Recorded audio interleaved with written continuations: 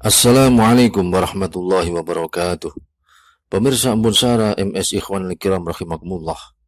Ada 3 pertanyaan sangat mendasar yang harus dipecahkan oleh setiap manusia dalam kehidupan ini. Pertama, dari manakah asal manusia? Kedua, kemanakah tujuan hidup manusia? Dan ketiga, untuk apakah manusia diciptakan? Itulah 3 pertanyaan abadi yang dalam istilah para ulama disebut dengan al-as'ilah al-khalidah. Ketiga pertanyaan itu akan muncul dalam jiwa setiap manusia, khususnya pada saat dia menginjak dewasa. Adalah sebuah aib besar bagi makhluk yang diberi akal dan kehendak, tetapi dia tidak mau berpikir tentang kemanakah tujuan akhir dari kehidupannya ini. Dia juga tidak mengetahui tentang hakikat dirinya serta tugas dan peranannya dalam hidup ini, sehingga secara tiba-tiba kematian datang menjemputnya. Kemudian dia harus menghadapi masa depan kehidupan yang penuh misteri, tanpa persiapan sama sekali. Lalu dia akan memetik buah dari kelalaiannya, kebodohannya, dan penyimpangannya yang terjadi di sepanjang usianya di bumi, baik lama ataupun sebentar. Ketika itulah, dia akan menyesal pada saat semua penyesalan sudah tidak berguna lagi, dan dia akan berharap keselamatan pada saat sudah tidak ada lagi tempat untuk melarikan diri dari tuntutan tanggung jawab. Berikut ini pembahasan tentang ketiga macam pertanyaan mendasar tersebut. Pertanyaan pertama, dari manakah asal manusia? Pertanyaan ini terasa sangat rumit bagi para penganut materialisme, yaitu para penganut suatu paham yang beranggapan bahwa tidak ada sesuatu yang nyata kecuali materi atau benda. Para penganut materialisme tidak mempercayai selain kepada sesuatu yang dapat dijangkau oleh indera mereka. Mereka mencekik suara fitrah atau nurani yang terdapat di dalam hati mereka. Mereka juga menentang akal pikiran yang ada di kepala mereka. Mereka bersikeras dalam kebutaan parah, beranggapan bahwa alam semesta beserta seluruh isinya ini, termasuk manusia di dalamnya, semuanya itu wujud dengan sendirinya. Dan semua kenyataan yang ada di alam semesta ini mencakup segala kesempurnaan dan kerapiannya hanyalah diciptakan oleh sebuah kebetulan yang tidak jelas sama sekali. Adapun para manusia yang merespon suara fitrah mereka, maka akan mengakui bahwa mereka dan alam semesta ini memiliki Tuhan yang Maha Agung.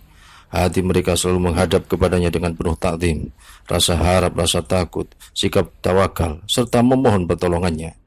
Hal ini merupakan sesuatu yang sangat mereka rasakan di dalam jiwa mereka secara mendalam. Inilah yang disebut agama yang telah diungkapkan oleh Al-Quran. A'udzubillahi minasyaitonirrajim.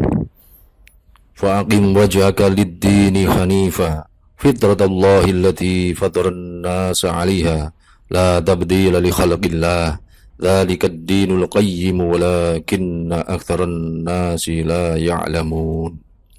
Maka hadapkanlah wajahmu dengan lurus kepada agama Allah, yakni Islam, sebagai fitrah atau ketetapan Allah yang telah menciptakan manusia menurut fitrah itu.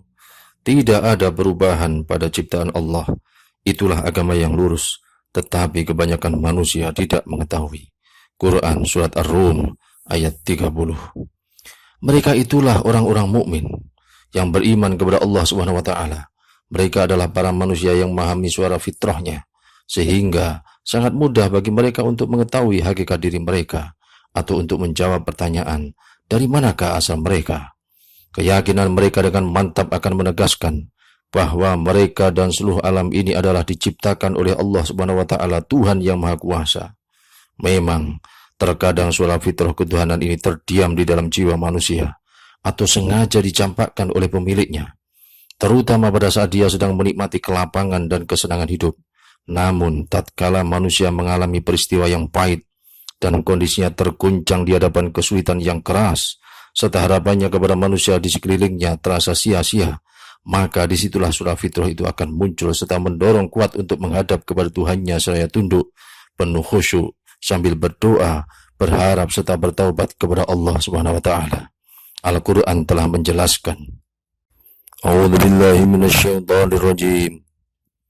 وَإِذَا مَسَّ الْإِنسَانَ ضُرٌّ دَعَا رَبَّهُ مُنِيبًا إِلَيْهِ ثُمَّ إِذَا خَوَّلَهُ نِعْمَةً مِنْهُ نَسِيَ مَا كَانَ يَدْعُو إِلَيْهِ مِنْ قَبْلُ.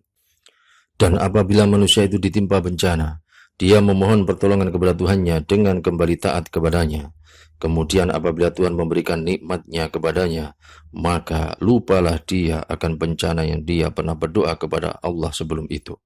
Quran Surat Az-Zumar ayat 8. Pertanyaan kedua, kemanakah tujuan hidup manusia? Para penganut materialisme menjawab pertanyaan ini dengan sebuah jawaban yang menjatuhkan manusia ke dalam derajat binatang yang sangat rendah. Secara sangat dangkal mereka mengatakan, sesungguhnya akhir kehidupan manusia adalah kehancuran serta kebinasaan secara total tak terbatas. Artinya, bumi akan menelan manusia ke dalam perutnya seperti bumi menelan berjuta-juta makhluk yang lainnya.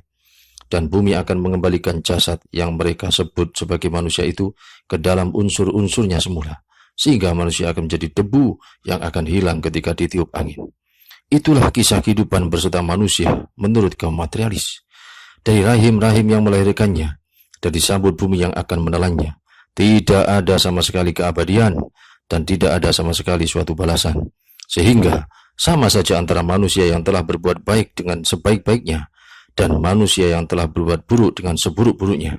Begitu pula sama saja antara manusia yang telah mengorbankan hidupnya dalam membela kebenaran dan manusia yang telah menzalimi kehidupan manusia lainnya dalam membela kebatilan.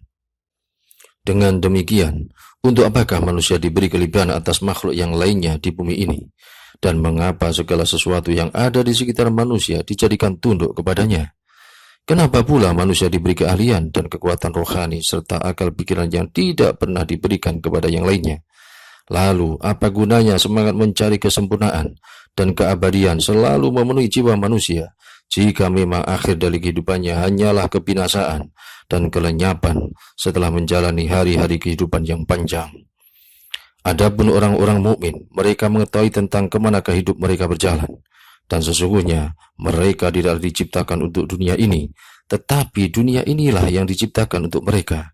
Mereka diciptakan untuk sebuah kehidupan yang abadi dan negeri yang kekal. Di dunia ini, mereka hanyalah berusaha berbuat kebajikan serta mempersiapkan diri untuk negeri akhirat. Mereka mencari bekal di dunia dengan amal-amal yang akan bermanfaat bagi mereka di akhirat nanti. Di sanalah para malaikat penjaga negeri akhirat itu akan menyambut mereka, sebagaimana dijelaskan dalam Al-Quran. A'udzubillahi minasyaitonirrajim. Wasiqal ladzina taqaw rabbahum ilal jannati zumara hatta idza ja'uha wa futihat abwabuha wa qala lahum khasanatuha salamun alaikum tibtum fadkhuluha khalidin. Dan orang-orang yang bertakwa kepada Tuhan mereka dibawa ke dalam surga secara berombongan, sehingga apabila mereka sampai ke surga itu dan pintu-pintunya telah dibukakan, dan berkatalah kepada mereka para penjaganya, kesejahteraan dilimpahkan atasmu, baik-baiklah, yakni berbahagialah kamu, maka masuklah ke surga ini seraya kamu kekal di dalamnya. Quran Surat Az-Zumar ayat 73.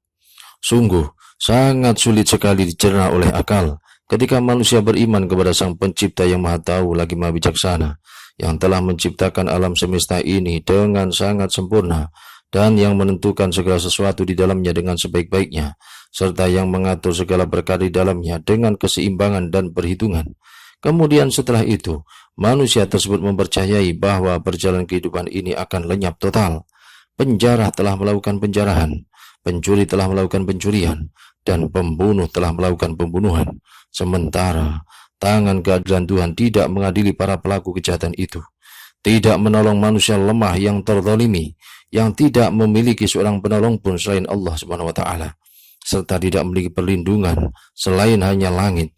Dan keadilan Tuhan juga tidak memberi balasan kepada para pelaku kebaikan yang justru seringkali dibalas oleh para manusia lainnya di dunia ini dengan keingkaran dan penindasan.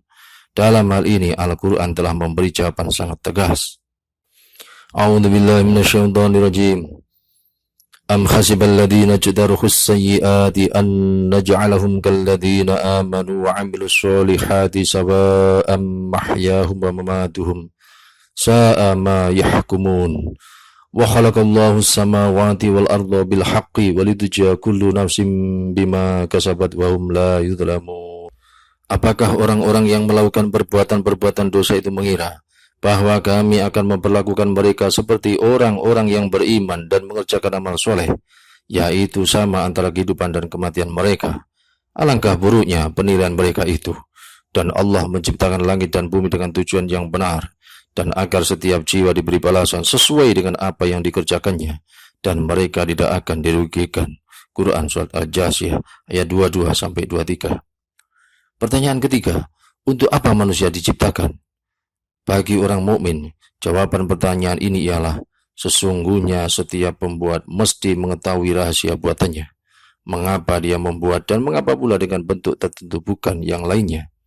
Orang mukmin mesti berpikir, mengapa Allah SWT menciptakan manusia ini? Apakah dia menciptakan manusia hanya untuk sekedar makan dan minum saja?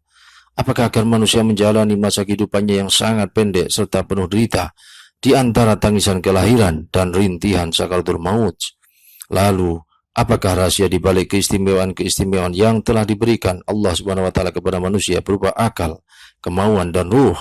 Maka Allah SWT akan menjawab semua pertanyaan itu di dalam kitab sucinya, bahwa dia menciptakan manusia agar menjadi khalifah di bumi. Allah SWT berfirman, A'udzubillahi minasyaitonirrajim. Wa idh qala rabbuka lil malaikati inni ja'ilun fil ardi khalifah.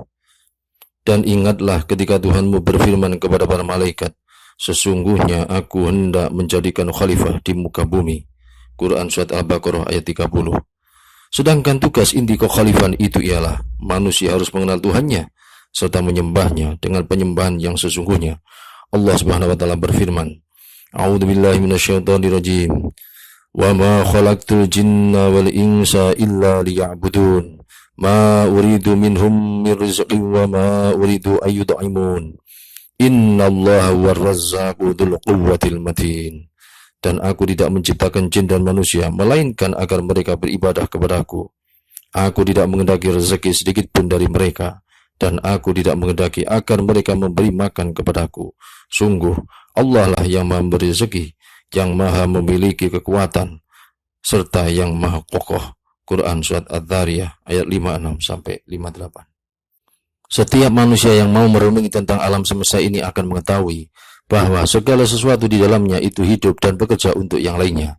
Maka kita lihat saja air untuk bumi, bumi untuk tumbuhan, tumbuhan untuk binatang, binatang untuk manusia, lalu manusia untuk siapakah? Inilah yang menjadi pertanyaan. Maka jawabannya ialah, manusia hanyalah untuk Allah SWT, untuk mengenalnya, menyembahnya, serta untuk menjalankan kewajiban kepadanya semata. Manusia sama sekali tidak boleh untuk sesuatu yang lain di alam ini, karena seluruh alam telah ditundukkan oleh Allah SWT kepada manusia dan bekerja untuk melayani manusia, sebagaimana yang dapat disaksikan secara nyata. Maka tidaklah mungkin manusia diciptakan untuk alam ini atau bekerja untuk melayani alam ini. Dari sinilah ketika manusia justru menyembah kepada kekuatan-kekuatan alam beserta fenomena-fenomena yang ada di atasnya dan di bawahnya, seperti matahari, bulan, bintang, sungai, sapi, pohon, dan lain sebagainya, berarti itu adalah membalikkan tatanan alam semesta ini, sekaligus menjungkir balikkan derajat manusia itu sendiri sepenuhnya. Dengan demikian, manusia berdasarkan hukum fitrah dan logika alam semesta, dia hanyalah untuk Allah SWT, bukan untuk yang lainnya, untuk menyembah, mengabdi serta tunduk sepenuhnya kepada Allah SWT semata, bukan untuk menyembah manusia, harta, jabatan, batu, sapi, pohon, matahari, ataupun bulan. Wallahu ta'ala a'lam bishawab. Assalamualaikum warahmatullahi wabarakatuh.